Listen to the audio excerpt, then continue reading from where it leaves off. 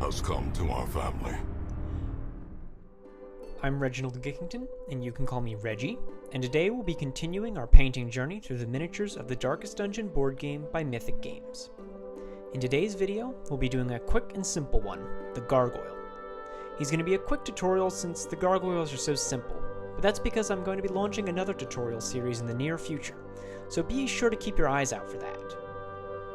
In any case, we're going to start by priming the model in black. The first step will be Mechanicus Standard Gray, which we're going to apply to everything except for the rim at the base. The model's going to be 99% gray by the time we're done.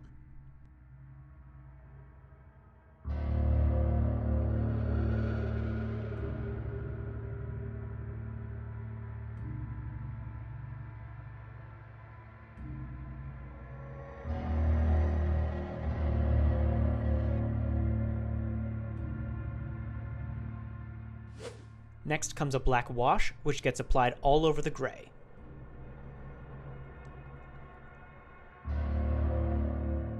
Now we're going to return some lightness by dry brushing Mechanicus Standard Gray all over the entire model once again. I occasionally use dry brushing in these tutorials. The idea is you want to get most of the paint off of the brush and worked into the bristles, before running the brush over the surface lightly, leaving the paint only on the most prominent areas but leaving the recesses shaded. It's a much more natural and gradiented way of doing the sort of highlighting I tend to do, though less precise. Either way, it's an incredibly useful and crucial skill, so I recommend learning how to do it and practicing it. Next, we're using Dawnstone, dry brushed on the upwards facing surfaces. This is to give the illusion of directional light coming from above. This is often referred to as zenithal. If you ever hear someone talking about doing a zenithal prime, what they're doing is priming black before priming white from above to make a facsimile of where the light would most heavily affect the figure.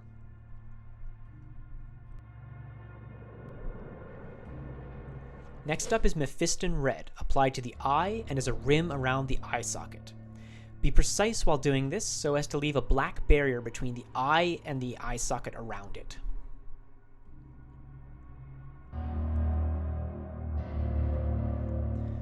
Then, we're going to use Evil Sun's Scarlet to further highlight the eye. This is an optional step, but I think it improves the glowing effect.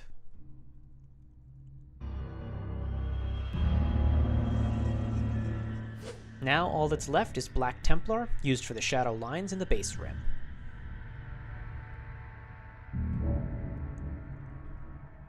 And that's the Gargoyles done. I know this tutorial was a pretty quick and simple one, but it's 3 less minis to worry about, and it gives us a chance to practice our dry brushing, which is a massive foundational skill. Next up will be a few tutorials for another project, an entirely different game with some gorgeous miniatures that I'm very excited to show off. I'll be working on tutorials for both projects simultaneously, so for the Darkest Dungeon fans, don't worry, there will be another episode soon, The Abomination, in both his human and monster forms. Have fun painting your Darkest Dungeon miniatures, and feel free to tag me on Instagram @ReggieGick to show me how yours turn out. Links to my affiliated socials can be found in the description. Feel free to subscribe or like the video if you enjoyed, and I'll see you soon with another painting tutorial.